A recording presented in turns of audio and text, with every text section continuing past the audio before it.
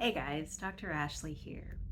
So I just got evaluations back from the class that I was teaching earlier this year. I was doing a class for the first time with medical students. It's like a small discussion group thing. So just wanted to, I'll tell you a little bit about the evaluations in a second, but I wanted to give you a little bit of background first. So this was my first time ever teaching students in like a school setting. I mean, I've taught students on medical mission trips or whatever, but it's been a while. And what happened since I went through med school at Vanderbilt is basically Vanderbilt completely changed their curriculum. So they changed the order that people learn things, they changed how the classes come, who the teachers are, all these different things. So I didn't really have a lot of information about what exactly they already knew coming in. And I signed up for this class that sounded reasonable to me, but it was kind of a lot of things. It was anatomy, neurology, and psychology in 2 months. Okay, so we did a lot of things with a lot of information. So when I initially signed up, I just figured I would review the information beforehand and it would be fine. But guys, the first couple of weeks, I felt like I was drowning. There was so much information, and it's been so long since I've thought about any of these things. It's literally been 15 years since I was in medical school. So it's not like I think about what muscles attach to and things like that anymore. So they'd say like, what is flexor digitorum profundum attached to? And I'm like, I have no idea, hun. Like, I don't, no patient ever asks, like, I don't know. And so I just really felt like I was kind of drowning. And the other thing is that between med school and now was meningitis. I literally had brain damage. And so a lot of times I kind of question myself about what I really remember and how well my brain works. And this was one of those times I just felt like such an imposter. I felt like an inadequate doctor. And I kind of wanted to quit when I very first started. So I started off by just kind of praying, and I was like, God, look, I am not smarter than these kids. I cannot keep up with all the questions they're asking. I have no idea what to tell them. I'm a pediatrician. We're talking about adult cases. Like I'm in over my head. And what God said is, why would you walk away from the people that I gave you to love?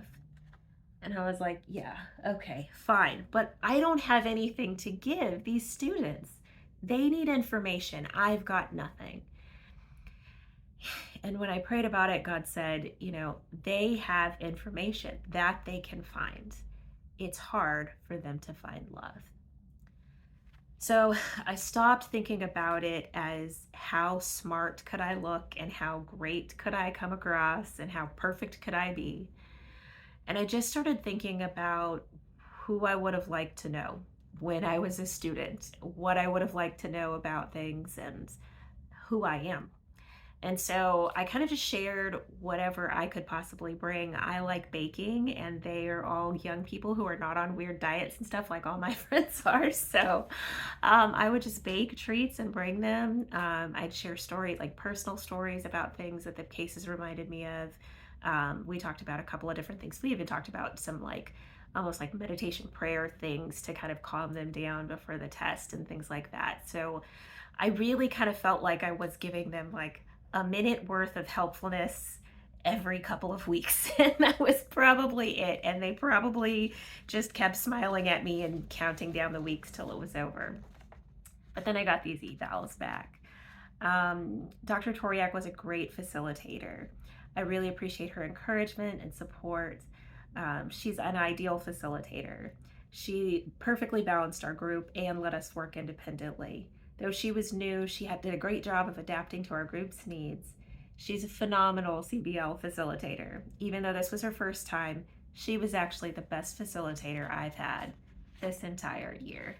Guys, I was so surprised this morning when I got these back because honestly, I mean, especially when you're doing something new, you can feel so out of place and like you have nothing to give, like you have nothing to bring, like you just cannot keep up.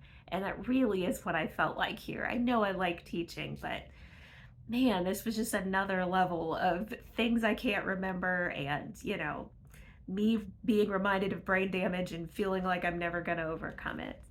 But God really used it to just remind me that the best thing I can bring to anyone anytime I'm doing any job is just myself. That's the best that I have to offer. And instead of coming with fear and getting overwhelmed by imposter syndrome and just, you know, shrinking back or walking away entirely, he really gave me a way to just encourage these kids. And it sounds like they really benefited from that. So thankfully, I've been asked to come back next year. Yay! So I get another chance, and hopefully it'll be just as great. But anyway, if you've been dealing with any feelings like you kind of just don't belong somewhere, anything along the lines of imposter syndrome, I actually just made a handout about it, a little free ebook. So I'll put the links in that to get that below, or you can go to my website and get it. And I'll keep chatting and keep talking about it over the next couple of weeks. So I hope you have a good one and follow along here if you're not already doing so. Have a good one.